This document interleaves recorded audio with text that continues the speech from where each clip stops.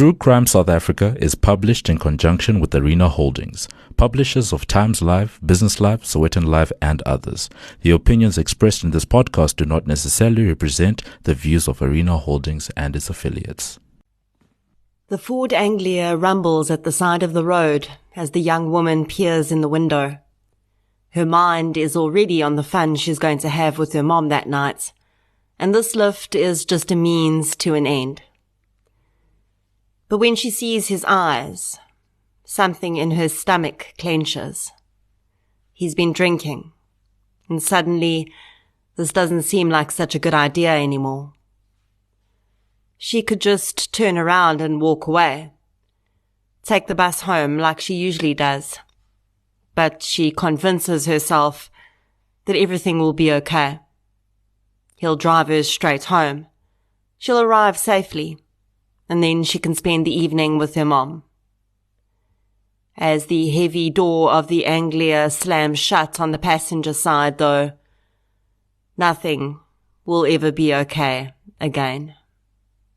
This is True Crime South Africa. I'm Nicole Engelbrecht, and you're listening to episode 109, The Murder of Myrna Joy Aken.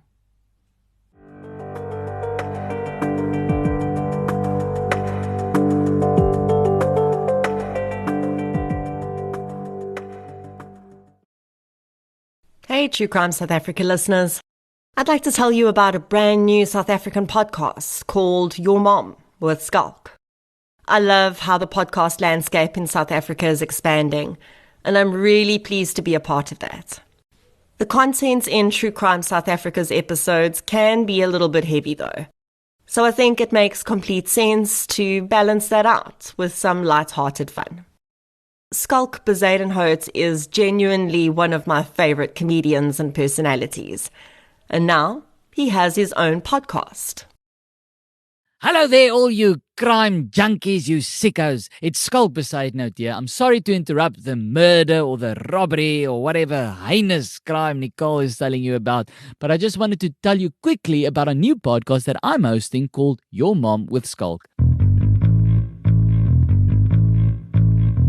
Hello mense, and welcome to Your Mom with Skulk, a brand new podcast by Telltale Media, hosted by me, Skulk Bezuidenhout.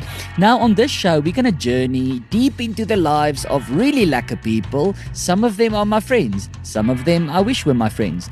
But I don't want to speak to these exceptional people, these celebrities directly. I mean, eerlikheid mense, I think we are all so tired of listening to celebrities. Everyone and their mother, excuse the pun, has a podcast where they interview celebrities. So we're not going to speak to the celebrities directly, but rather about the celebrities through the people that know them better than anyone, which is, of course, their mothers. I am sitting here, mense, in the house of Tannie Gail Goliath. I am sitting in the house of Jack Parow, Bertus Basson, Simonay Pretorius en haar ongelooflike maat Tannie Tinkie. Leclos, né? Leclos. Oh, sorry, my bad. No, I'm joking. The woman of the hour for me is The Queen. It was my favorite words of you know what I mean? I can't wait for the journalists to hear that. This is who I want to speak to, their mothers. Your favorite word is but you don't like tattoos. Nee, fok, dit is nou regtig die einde. Subscribe on Spotify, Apple, or wherever you get your podcasts, or check us out at telltale.media/skulk. I mean, it would be a crime not to. Anyway, back to you, Nicole. Dankie. I highly recommend you go follow Skulk's podcast right now on whatever platform you're listening on.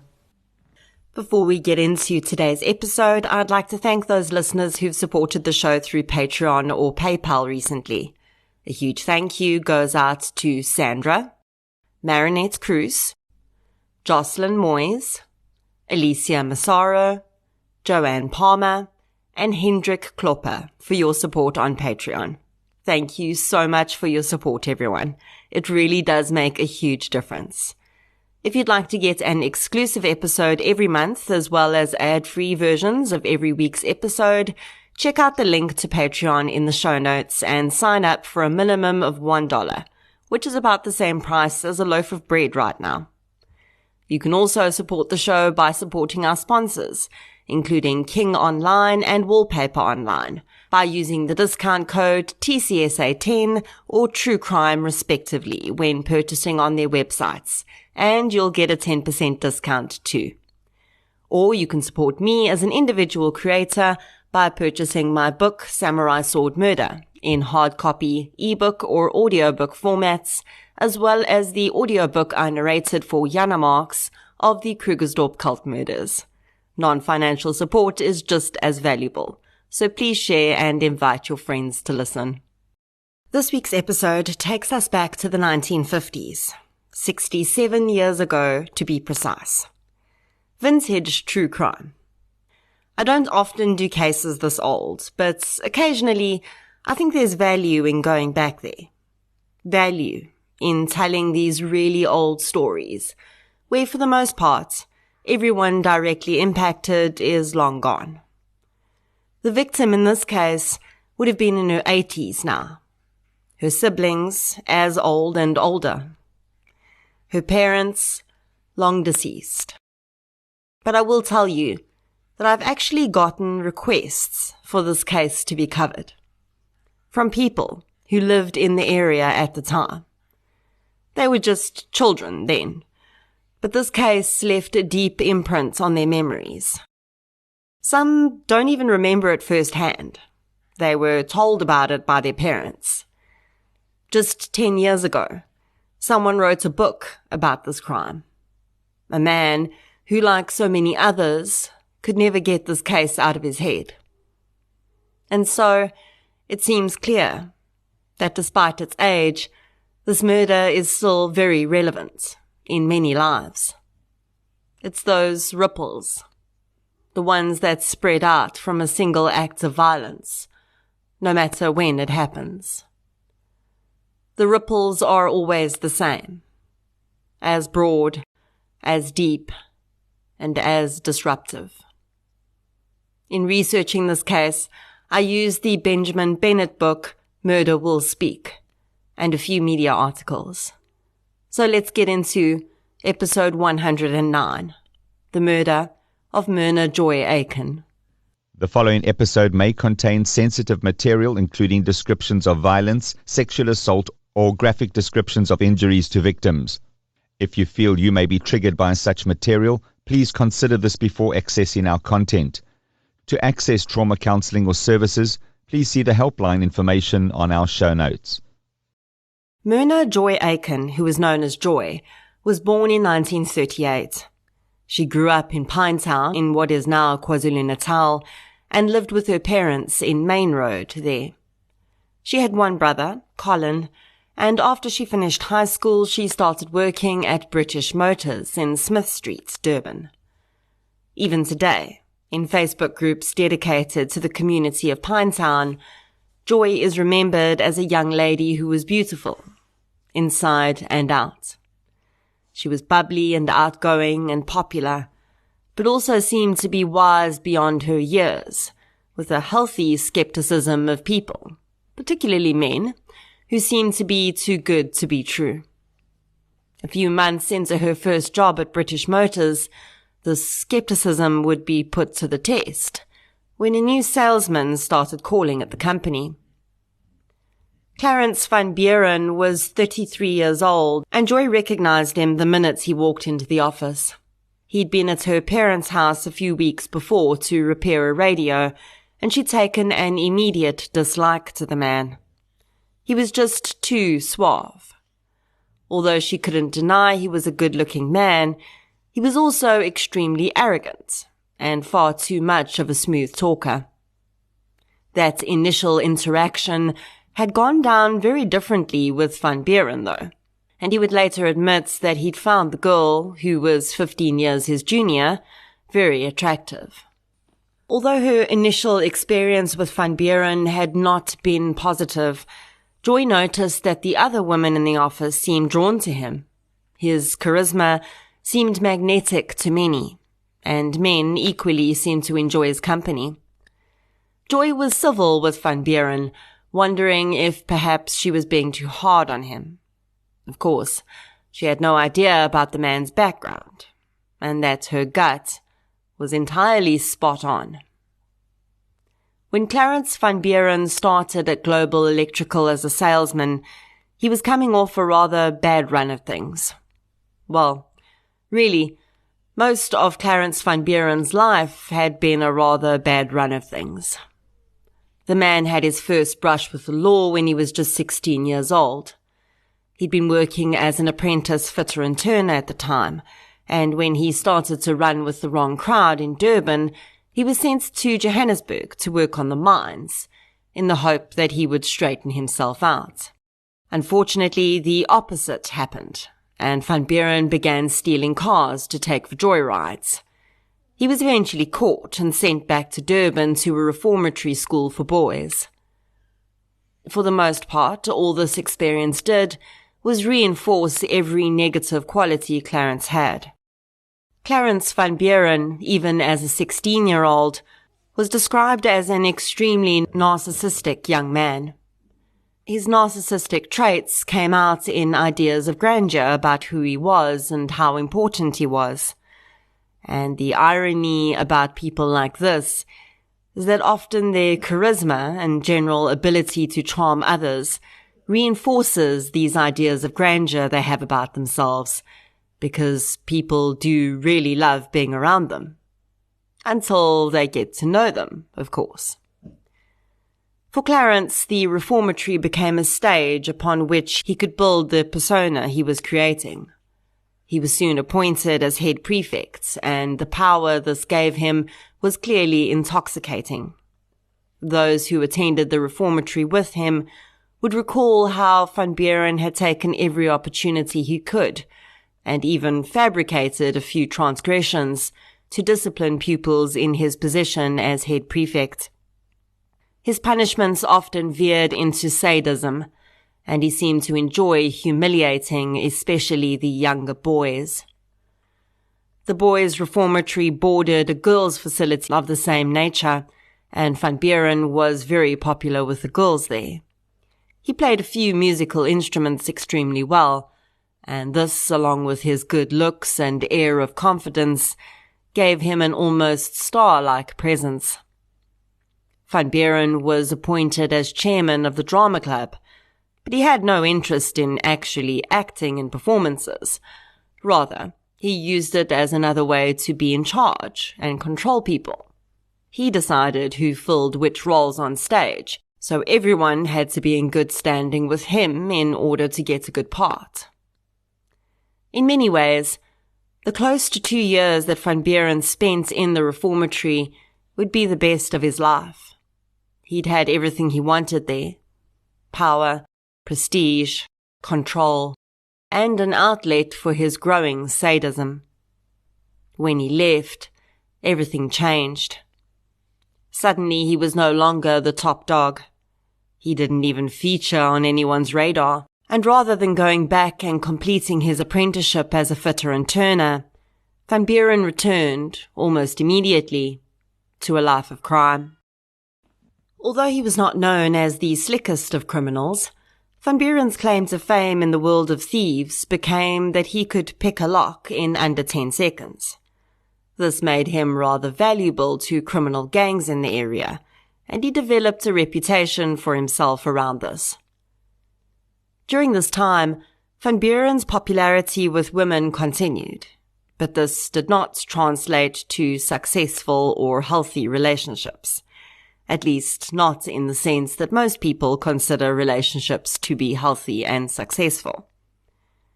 Van Buren married his first wife relatively soon after he left the reformatory. That marriage lasted 6 weeks before his wife fled in the night. Van Buren claimed that she'd run off with another man. All things considered, this seems unlikely.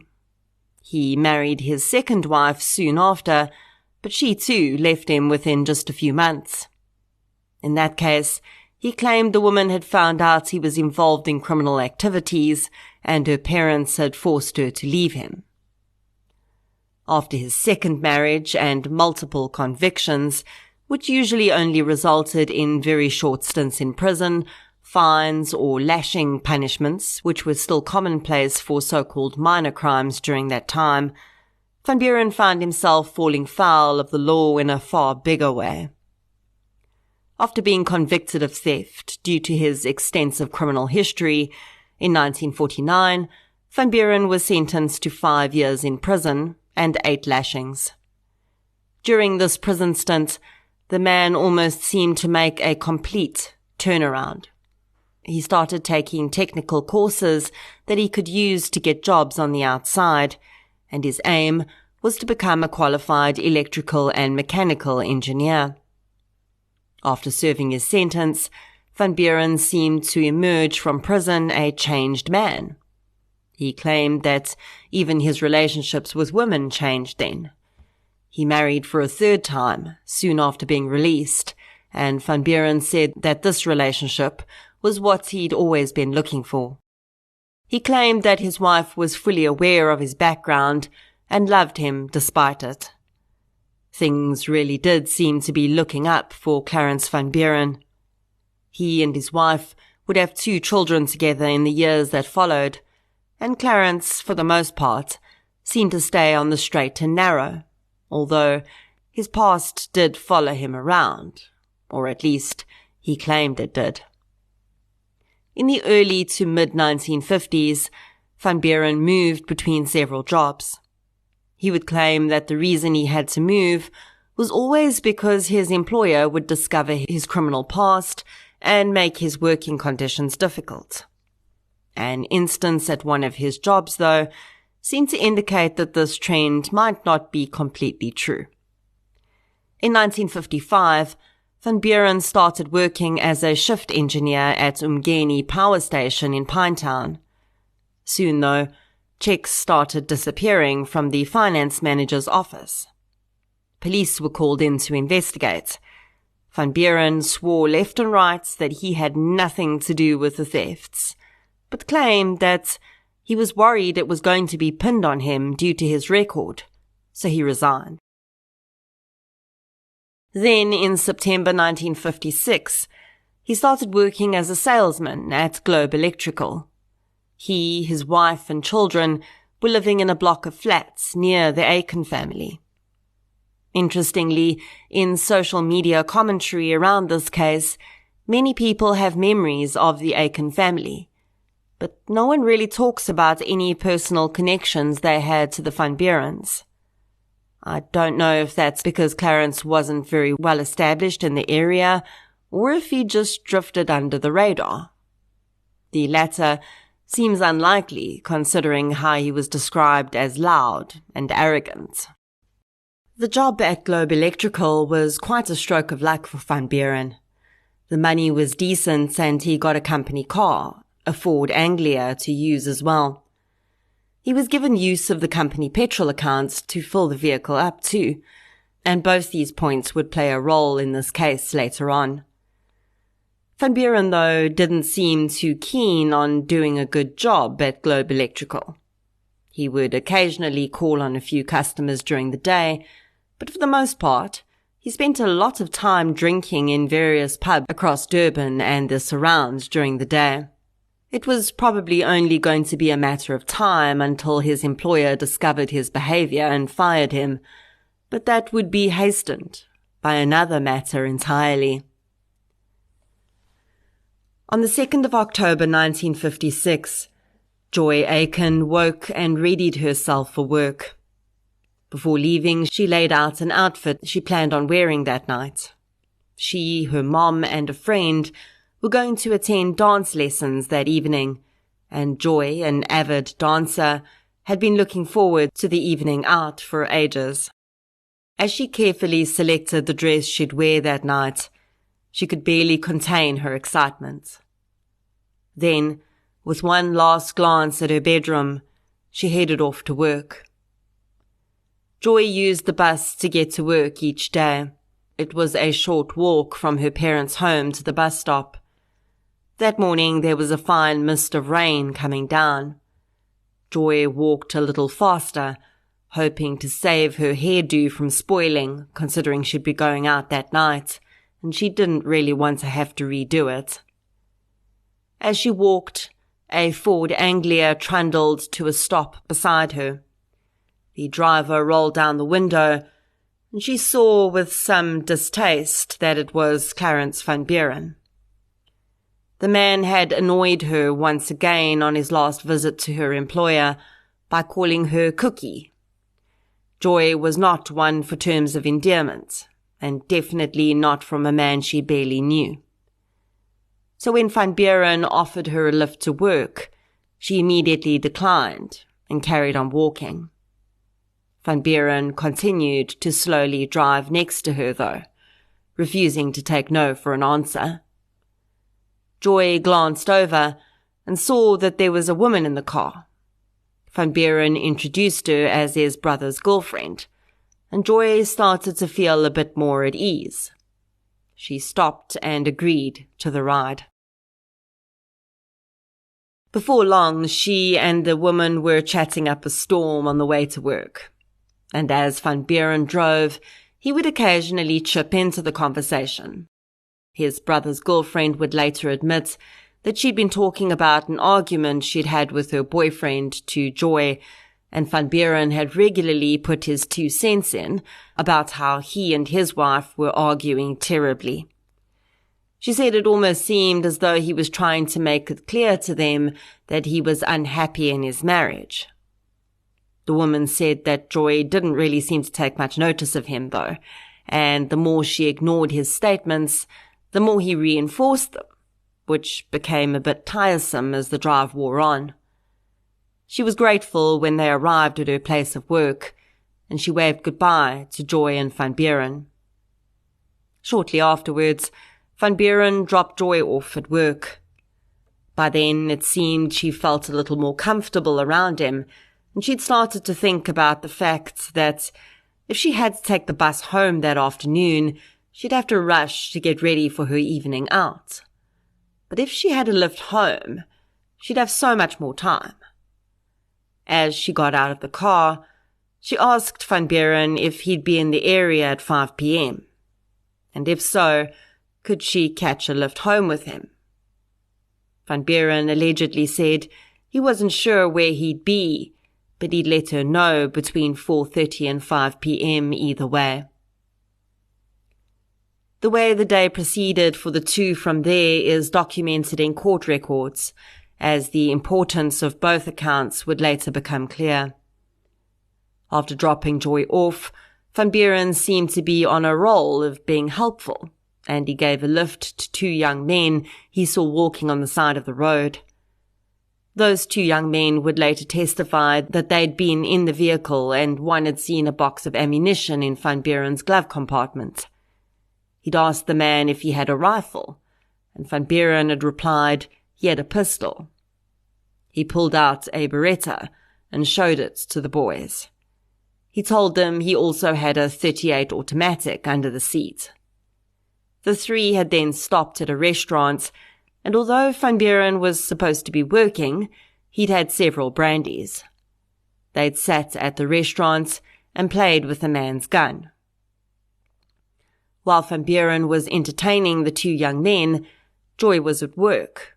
She'd broken for lunch and gone with her cousin to a restaurant where she'd had a hamburger and a glass of milk before returning to work.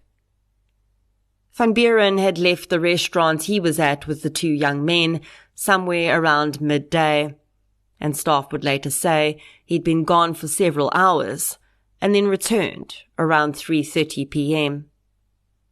Around that same time, back at British Motors, Joy was eating the sandwiches her mother had packed for her lunch. Now, this must have been a thing back in the 1950s, and I don't know, maybe people still eat this today, but Joy had beetroot sandwiches for lunch. After Googling it, I see it is actually still a thing, and I guess you live and learn. But the point is that those beetroot sandwiches would become hugely important. Although She could have no idea as she was tucking into them.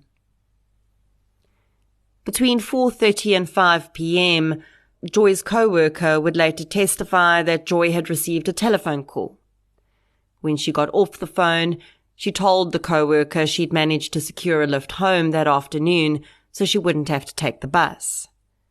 Joy seemed pleased at the arrangements, but didn't add any more information than that. At 5 p.m. sharp, she tidied up her desk, said her goodbyes to her co-worker, and left the building. The last time Myrna Joy Aken was seen alive, she was getting into the Ford Anglia driven by Clarence van Buren, just past 5 p.m. outside British Motors. When Joy didn't arrive home that night for the dance lessons she'd been so excited to attend, her mother immediately knew something was wrong. Her parents telephoned several work colleagues who told them that she'd made it to work and she'd left the office at 5 p.m. as usual. By that evening, the parents were already on the phone to the police, and they seemed to have taken the girl's disappearance seriously from the outset. By the next morning, when there was still no sign of Joy, the officers were at her place of work, interviewing her colleagues. Before long, they found someone who had seen her get into the Ford Anglia that afternoon, and the vehicle had been recognized as being driven by the salesman from Globe Electrical, who occasionally dropped by the office, Clarence van Buren. Police visited Van Buren's flat and his employer on the morning of the 3rd of October. Neither had seen Van Buren. His wife was more concerned than angry, but as she heard that her husband was wanted in connection with the disappearance of 18-year-old Joy Aken, the anger took over. Although the police didn't get into any detail about what they thought might have happened, Van Buren's wife's mind clearly didn't go to anything criminal having happened. She immediately thought her husband was running about with another woman. The police didn't correct her. An angry wife, who might want to find her husband just as much as they did, was an asset to their investigation. Plus, they didn't really want the public getting wind of what they actually suspected may have happened. Clarence van Buren had a very sketchy record. He was a known womanizer, and Joy hadn't been too keen on him.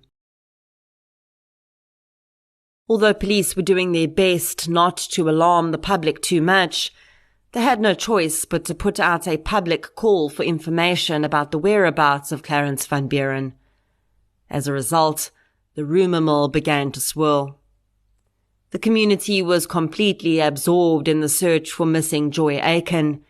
Large groups conducted searches in open expanses of bush, and Joy's parents explored every avenue they could in the hopes of finding their daughter. They could not understand what Clarence van Buren could have wanted with their child and where she could be. As the days ticked by, though, they had to admit that there was a good chance she'd come to some harm. The fact that Van Buren had still not reappeared was not a good sign. As Van Buren's face was plastered all around town, a few leads came in which started to paint a picture of Van Buren's movements since he'd fetched Joy from work on the 2nd. At 8 p.m. on the evening of the 2nd, Van Buren had been at a petrol station where his employer had an account for petrol. The petrol attendant had confirmed from a photograph that Van Buren was the man driving the Ford Anglia and that there had been no one else with him. Then, a police officer came forward to say he'd been driving on Warner Beach Road at midnight on the 3rd, when he'd come across the Ford Anglia parked on the side of the road. He'd stopped and found the driver looking tired, but he didn't seem incapable of driving. The man said he was just resting and was heading either to Port Shepstone or Margate. The officer had identified the driver as Clarence Van Buren, but said he'd noticed nothing untoward in the man's behaviour, so he'd left him there. Later on, though, when he was returning from his shift, he'd again seen the same car, this time parked behind the Lovo Beach Sugar Estate. He'd called out to Van Buren, who seemed to get a fright, and blurted out that he was still fine, just tired. As the officer had slowly driven away, he'd seen Van Buren start the car up and drive away. After that, there were no more sightings of Van Buren, and police were concerned he may have fled the area. But late on the 3rd of October, Clarence Van Buren did re-emerge. He walked into his flat, to the amazement of his wife, who immediately demanded to know where he'd been and where Joy Aken was. It would emerge that Van Buren had been dropped off at the flat by a doctor who'd been driving past Umthwalumi Hotel and noticed the man standing in the rain with the hood of his car open. Van Buren had told the doctor that his gasket had blown on his car and he was waiting for a replacement. The doctor offered to wait with him, and the men had gone for a few drinks at the hotel while they waited for the mechanic to arrive. Later, when the mechanic had arrived, he told Van Buren he'd been unable to source a gasket, and the doctor had dropped Van Buren off at his flat. Van Buren's wife said that her husband claimed to have no idea what she was talking about when she confronted him. He claimed he'd last seen Joy in town at 6 p.m. on the 2nd of October. She'd asked him to take her there, and he knew nothing else after that.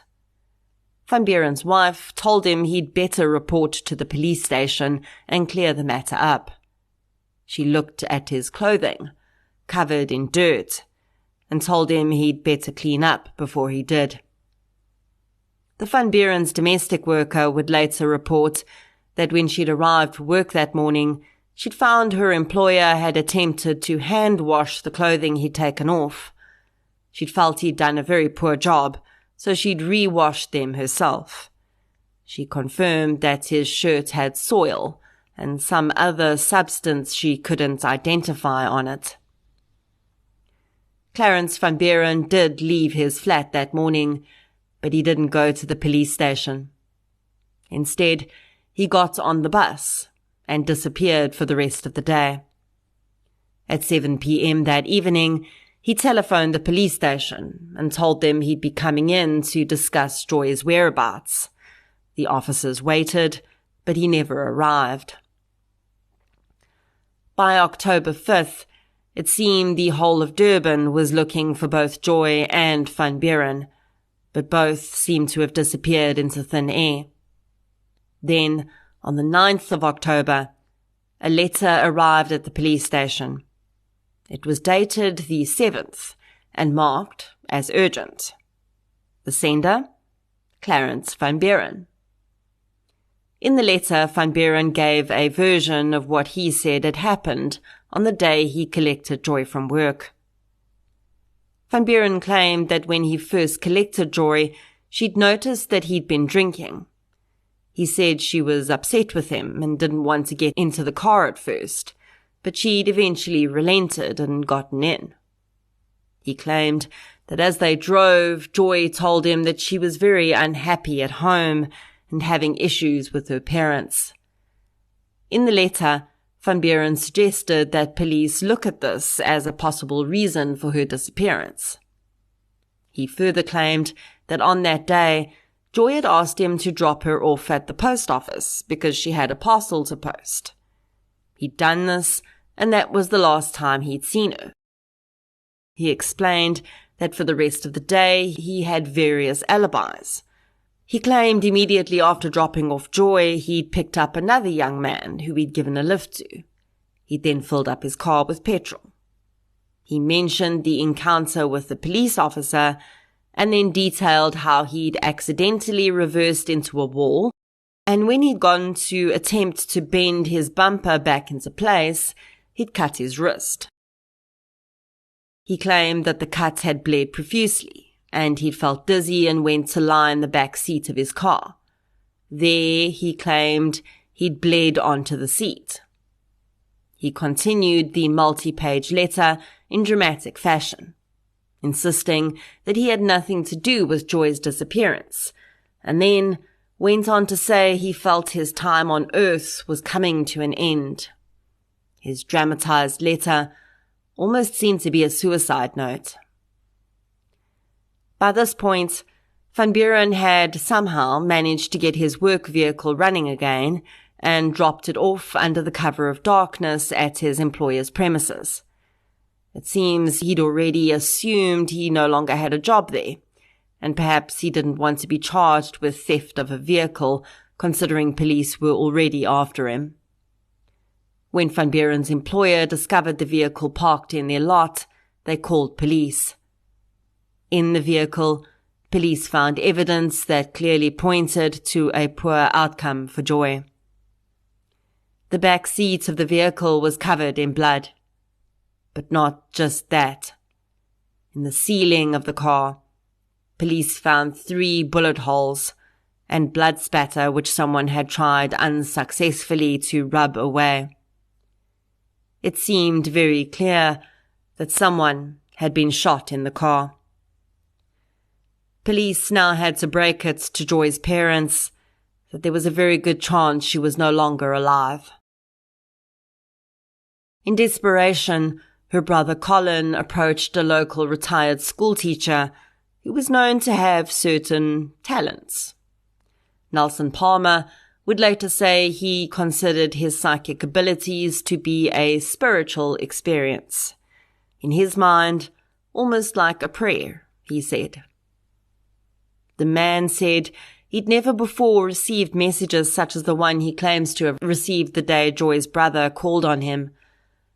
Palmer, after going into a trance in Colin Aken's presence, began to give directions to Joy's body.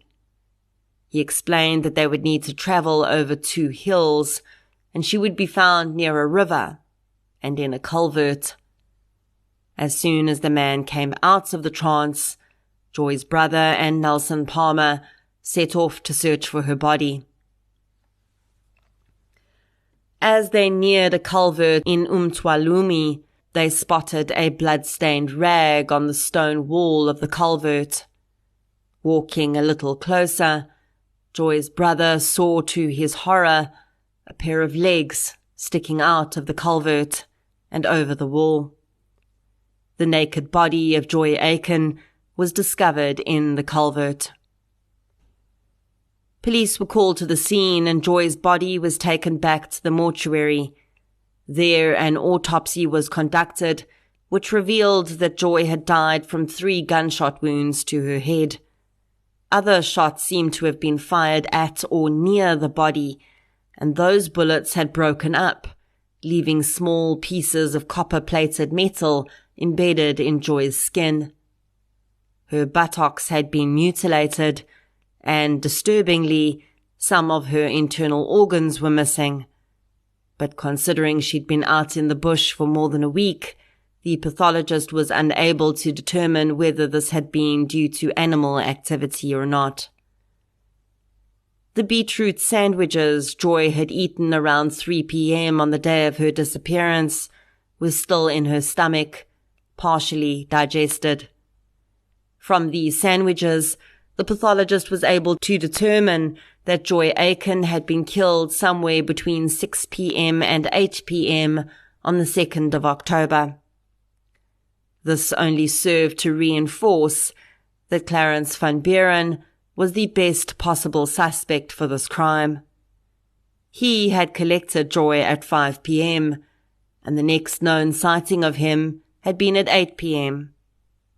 Sure, he had, in his letter, tried to claim he had alibis for the rest of that period of time, but even in doing that, although if he hadn't killed her, he could never have known that 2-hour period was crucial, he had further incriminated himself. But Van Buren was still on the run, and police now had to find him before a member of the public did. The community of Durban and Pinetown, upon hearing that the young woman's body had been discovered, were enraged and baying for Van Buren's blood. It would emerge, though, that because he had no resources and no way to get out of town, Van Buren had been hiding in a shed on a rural property in the area all along. And on the 11th of October, he finally emerged and was spotted on the street near the police station. An officer took one look at him and recognized him immediately. He called out to the man, but Van Buren took off down the road with the officer chasing. The officer fired 3 shots in the man's direction, but Van Buren disappeared behind a house. Without slowing his pursuit, the officer rounded the back of the house and spotted Van Buren again, this time noticing he had his own gun in his hands. He called out again, and Van Buren stopped, threw his gun in the air, and was detained. When his gun was retrieved, it was found to have 8 live rounds in it, and the safety was off. It was ready to fire, and no one could explain why Van Buren had so easily handed himself over.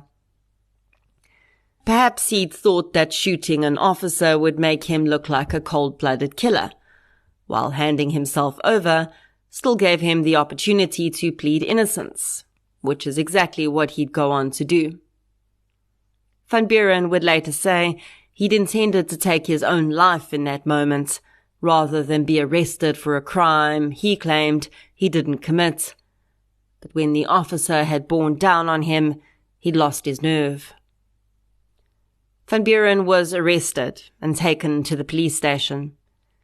As soon as news began to spread that he'd been taken into custody, a crowd formed outside the police station. The group demanded that the man be handed over to them so that they could mete out the justice Joy deserved. Instead, Van Buren was spirited out the back of the police station under guard and taken to another station, 1 town over, for questioning. He began to retell the same story he'd relayed in his letter, but then stopped and told the officer he was tired and hungry, and he'd prefer to take a rest before saying anything more. He was taken to the district surgeon, who assessed him. The cut on his wrist was relatively superficial, and the doctor would later testify in court that there was no way that such a cut could have bled as badly as Van Buren had claimed. Certainly not enough to cause the level of staining they'd seen on the back seat of his company car. Unfortunately, in the 1950s, there was no way to tell whose blood was whose. DNA capabilities were still about 40 years away, and the only possibility they had at that point was blood typing, which in this case was not useful because both Joy and Van Buren shared a common blood type.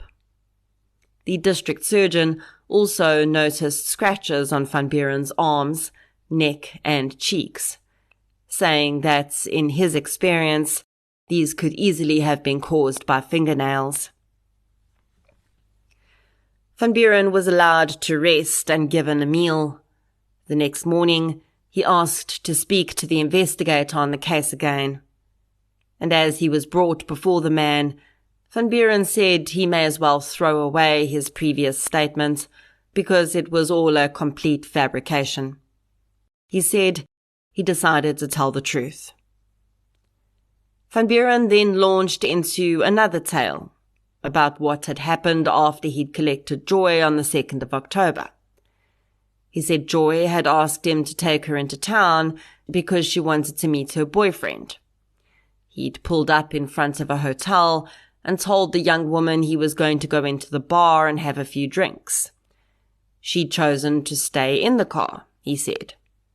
He claimed he'd had 4 drinks, and when he came outside, Joy and the car were gone. He had then wandered around for a while and found the car parked down the road. Joy had been in the back seat, dead. He told the officer, "I did not shoot Joy Aken."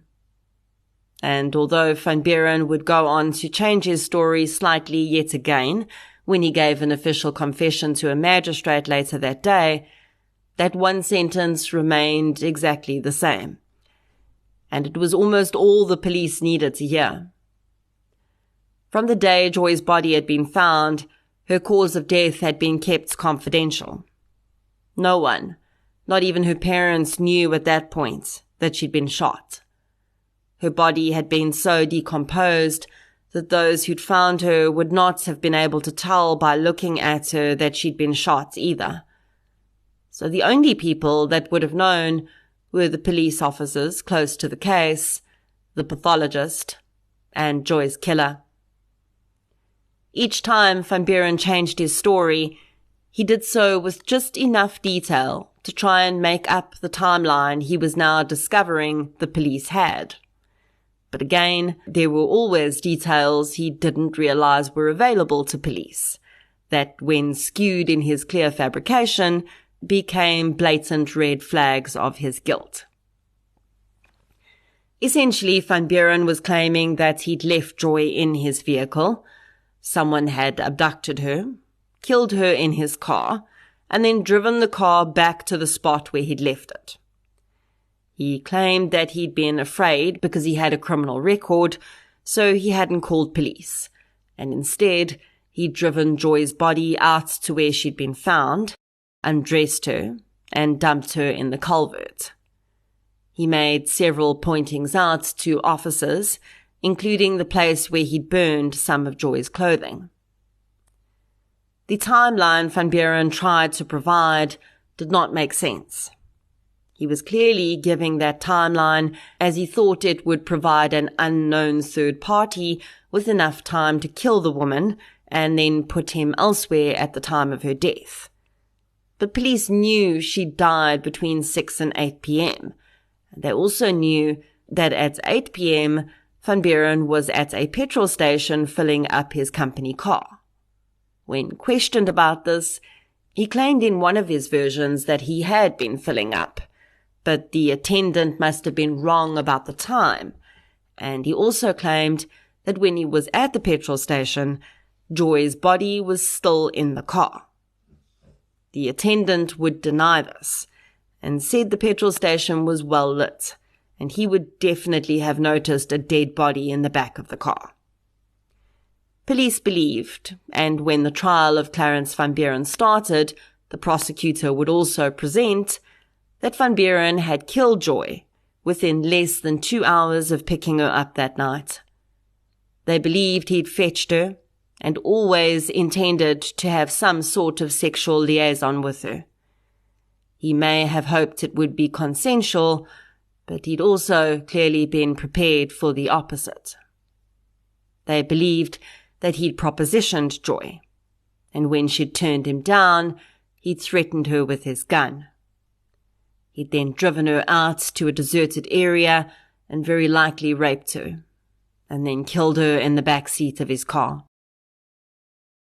Sadly, there was no way to prove that Joy had been raped, but the prosecutor pointed out that the mutilation of her buttocks, the fact that she was found naked, and the fact that Van Buren had burned her underwear all indicated a clear sexual motive for the crime. The trial was an enormous event in Durban, with new headlines being printed each day about the previous day's testimony in court.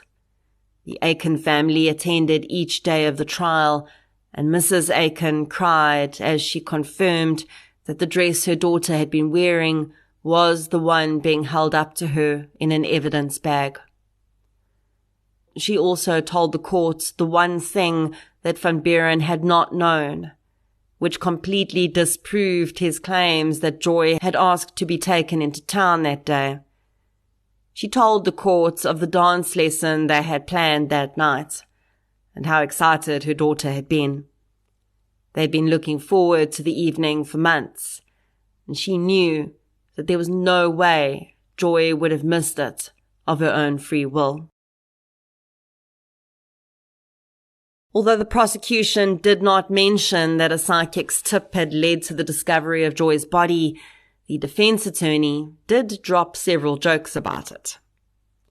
Nelson Palmer did take the stand as a witness to the discovery of Joy's body, though.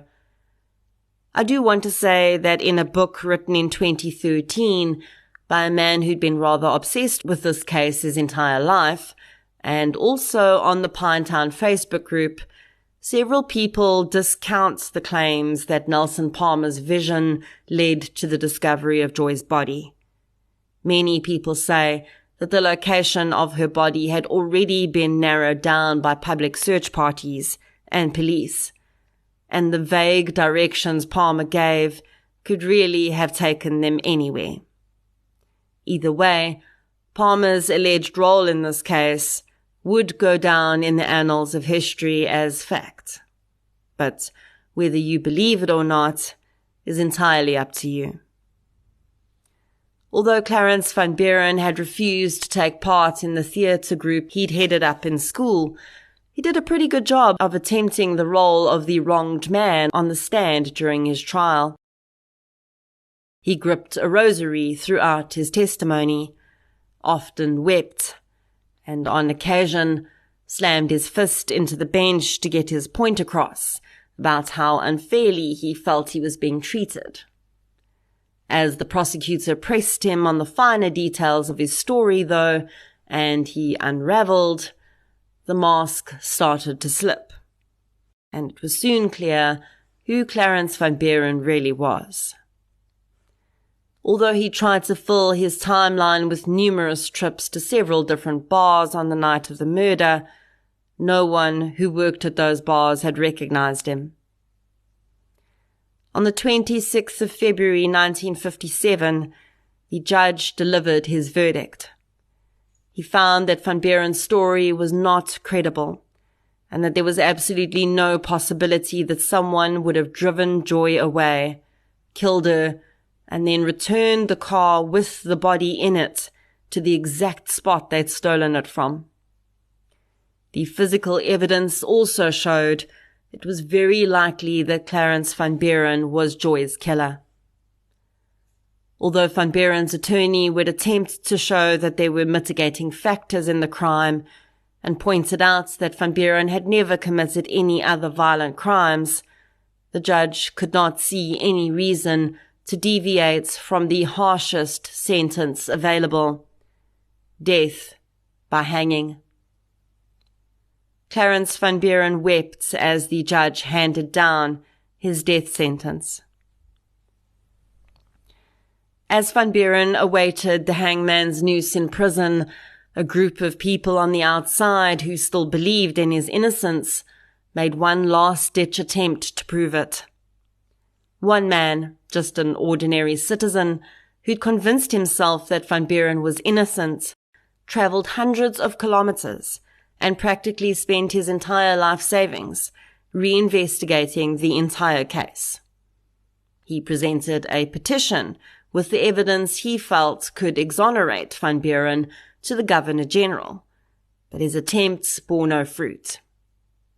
There were others too, who claimed to have inside information about the case, but none of them would go on record when asked. And despite all of these efforts, by the time Van Buren's date of execution arrived on the 10th of June 1957, there was no hope that he would receive a stay in his hanging. On that day, which was also the day before his 34th birthday, Van Buren was visited one last time by his family. He continued to claim his innocence, and his last words were to a reporter. He said, quote, "To the murderer of Miss Aken, whoever you are, and wherever you are, may it be seared across your conscience forever that you sent an innocent man to the gallows today. I never hurt a woman in my life. I did not kill Miss Aken. Her murderer lives, and knowing I'm going to die, he hasn't the guts to give himself up." End quote. Many believe that Van Buren, as narcissistic as he was, could not allow his image to be tarnished in public by admitting his guilt. He would rather go down in history as the man who was hanged while claiming innocence, despite a mountain of evidence against him, than go down as the man who'd stolen the life of a young woman simply because she refused to have sex with him. Shortly after uttering his final words, Van Buren was walked up to the gallows, had a black hood placed over his head to hide the ghastly expression his face was about to contort into, and then a noose was placed over his neck, and he was hung until he was dead. A prime example of how Joy's case has continued to touch lives across the decades that followed exists in Chris Marnowick, the author of the book I referenced earlier. On the day after Van Buren was executed, Chris, who was just 8 years old at the time, walked to his grandfather's postbox and collected his newspaper. On the front page were the details of Van Buren's execution, and although the young boy couldn't quite make out all the specifics and his grandfather had to explain a bit more, on that day, an obsession took root. Marnowick ended up studying law because of how interested he'd become in Van Buren's case. He goes to great lengths to explain that he didn't for a minute think the man was innocent, and he still doesn't, but Joy's face almost called out to him from the newspaper that day.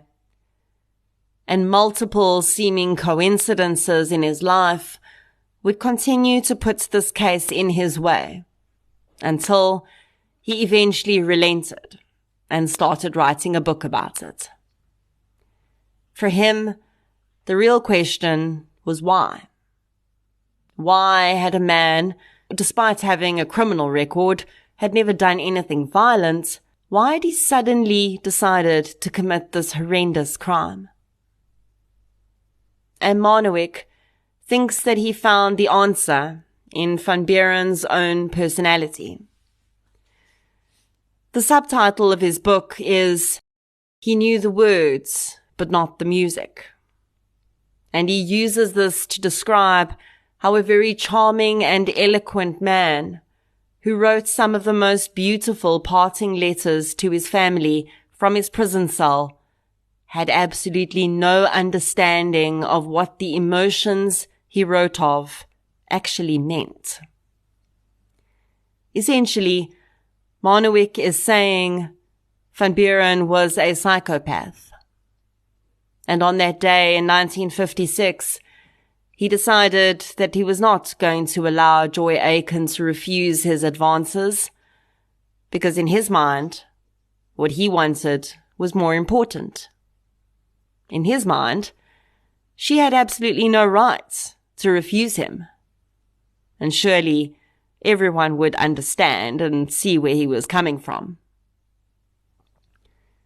Chris Marnowick's expression of this case never having left him is echoed by many residents of Pinetown. They speak of the house in which the Akens lived, how their parents would talk about Joy every time they drove past there. They speak of the horror of that time, and how, even though Joy is long gone, the memory of what happened to her, how brutally she was ripped away, still lingers in so many places. Joy Aken would have been 85 years old this year. She'd very likely have been a mother and possibly a grandmother.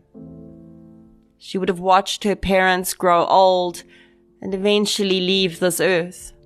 But that would have been the natural progression of things. Instead, she is forever 18. Forever a smiling face in a black and white photograph. The dance outfit she took out on the morning of her death, the one she looked so forward to putting on later that night, was never worn. Instead, eventually when her mother had the strength, she would slowly fold it up piece by piece, holding the fabric up to her face for one last gasp of a scent that reminded her of her daughter. Her colleagues would eventually pack up her desk at work. Her first job, the one she was so keen to start, and her last. And at some point, another young woman would sit in her chair in the typist's pool, likely oblivious when her new co-worker's eyes welled up a bit at the very sight of her. And although Clarence van Buren's life would be ended too, with every step he took up the gallows, the circle of pain came no closer to ending. With every step, that pain was passed on to his children, and they would have to live with the image of their father, the murderer, a spectre on the edge of their lives forever. Joy Aken may well have died at the hands of a cold-hearted man 67 years ago, but the people that speak of her still prove that her memory lives on. Myrna Joy Aken, rest gently.